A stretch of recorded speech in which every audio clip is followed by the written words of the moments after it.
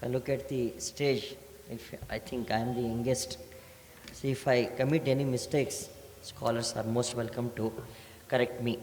So what I'm going to do here is, first part of my presentation, I'll be just quoting some of the definitions which are well known worldwide as far as management science is concerned. And in the second part of the presentation, I'd like to show how these principles were already in existence as far as the Vedic period is concerned. So let us see some of the well-known definitions as far as management science is concerned. Mary Parker Follett has said, management is an art of getting things done through the people. A well-known management expert worldwide, Peter Drucker says, without a management, a country's resources of production will remain as resources and never become production. Then we'll go to the next slide. We'll see the functions. What are the functions of management science? Management science talks about acquisition of knowledge, application of skills, planning, organizing, staffing, motivation, directing, and communicating. Coordination, budgeting, leading, controlling, innovation, and the most important thing is ethical leadership. What are the functions of management? I'd like to quote one or two functions. A leader is expected to have such multifaceted qualities to be successful in his mission. An efficient mechanism is required to suitably identify a right kind of person for a right kind of job. The most important thing is selection of a leader to lead the people is not an easy process. We'll see the history and evolution of management coming to India. Man learnt the principles of management through experience and experimentation. Primary aim of management is to strive for the welfare of the society. I'd like to stress upon this particular point, welfare of the society. So that's why Kautilya said, Praja Sukhe Sukham Rajnaha, Prajanancha Hitetam. In the welfare of the people lies the welfare of the king. The earliest literary works on ancient India, that is the Vedas, are the most important sources of information about the ancient system of management.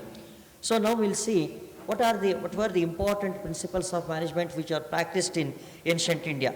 Management principles as eternal values. The ancient management principles are known as eternal values.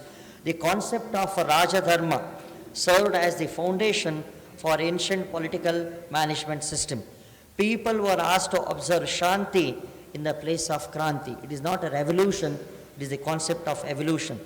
A king's virtue of learning, self-control, penance played a significant role in the protection of the nation, Atharva Veda said. A king, next slide, a king to be democratic and value-oriented. So this is very, very important. King was expected to be democratic and value-oriented. Professor K.P. Jaiswal, in his book Hindu Polity, has said, Vedic polity was a human institution. It was elective, the elaborate being the whole people. It was a contractual engagement, was an office of state which had to work in cooperation with other offices of the state. Hindu kingship is expressly not arbitrary. It was not above the law, but under it. This is a very, very important thing. Coming to concept of Vedic management, Rajadharma included the total management of the statecraft. Wisdom of the leader made all the difference in the administration. Rajaniti and Dandaniti in comparison with the modern concept of republic and democracy were based on a spiritual setup rather than a secular setup. We talk about secularism, but our management system was based on a spiritual setup. So we will see few more other features. The well-known Indian leader Gopal Krishna Gokhale had said, Indian public life must be spiritualized. Duty of a true king was to establish the spirit of dharma. The pancha yajnas of a true king, punishing the guilty, respecting the good and wise, improving the assets and treasury by legally sound ways, impartial in helping the needy, and defending the nation at any cost. So these are very, very essential when you talk of management. The Vedic Dharma connoted the meaning of law, justice, and duty. Monarchy was the public office, and a Vedic prince was subjected to an elaborate system of education and training, bind the king by an oath, regulate his conduct and functions, limit his arbitrariness, reserve the people the right to tyrannicide. Few more features of Vedic management. A king was expected to have the qualities of leadership. See the Vedic management concept: courage, bravery, ability to control himself, call it as self-regulation, kindness towards his fellow beings, and a good man of a good character. A king's character was strictly regulated by law, and his daily routine was fixed by a timetable. The Vedic rishis developed a social order rooted firmly in rhythm, the eternal spirit, and moral law protected by the political power. A political order was based on spiritual order, whose function was the protection of the social order. Vedic society believed in the supremacy of eternal spirit of law. The Rig Veda projected its king as a symbol of unity and harmony.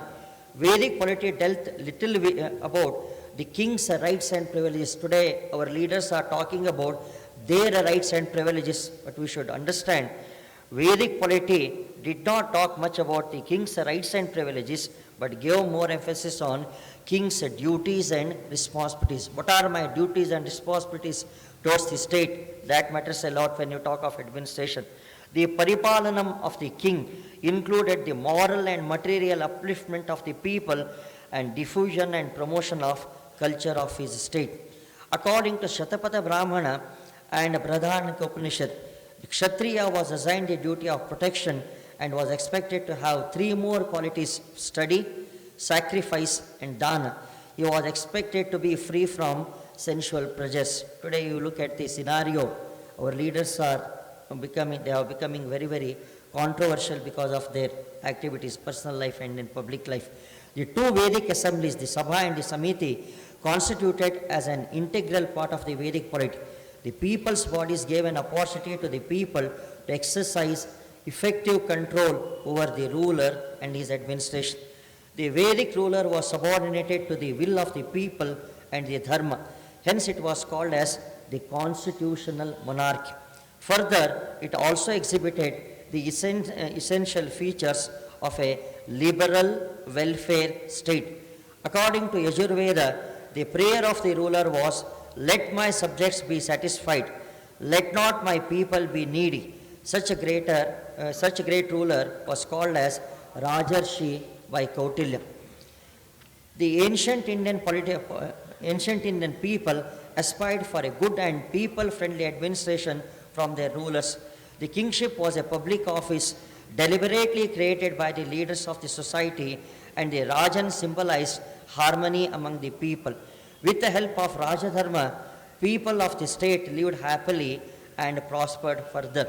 The Atharva Veda deals exhaustively with issues like Rajaniti, war strategy, and other aspects of administration.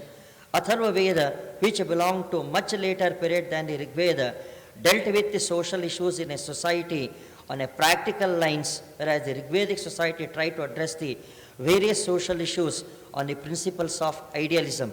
Hence, the Atharva Veda looks more modern and practical compared to the earliest Vedic work. The Atharva Veda wished that its ruler should be an able-bodied person, literate, should strive hard for the welfare of the people. The ruler will stay away from the unconstitutional practices, and he is considered as the upholder of the values. The Vedic Sabha suggests that there was a practice of arriving at decisions by a free and fair discussion and principle of majority.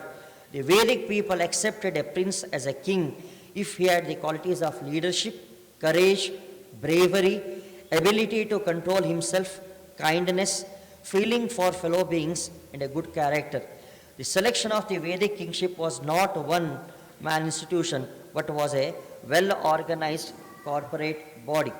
Danda was wielded by a pure, honest, well-advised, able, and intelligent ruler. The Rigvedic rishis gave more emphasis on honest labor. Further, they said that wealth procured through honest means alone brought happiness. The Vedic period also dealt with wealth management. The economic order of the period was made subservient to the moral spiritual order. The Purushartha concept supported the ideology. Uniqueness of ancient system of management. Dharma is a social ethic. Rajadharma was used to harmonize the pursuit of Swadharma. They guided the individual to incorporate spirituality in his work life and personal life. The spiritual dimension helped for the revival of inner strength, which further promoted an individual to cope with environmental disturbances and existential stress. Ancient management system developed individuals as spiritually inspired workers, and their inspiration was derived from spiritual strength and reinforced by positive thinking. It also developed the status of a Sthita Prajna in an individual as described in Bhagavad Gita. So we'll conclude. Modern world needs a dharmic way of life. What is ultimately required as far as modern management science is concerned? I feel we should adopt a dharmic way of life and administration, which is a key to the regeneration of humanity. The need of the hour is sustainable governance. History repeats. The present world is in a deep crisis. There is an urgent need for revisiting the past to understand and borrow the great eternal values of our forefathers. These values will definitely bridge the moral and ethical gap which exists in modern life. Vedic values should occupy the front row because they are the time-tested principles which are in vogue for a long period. Thank you.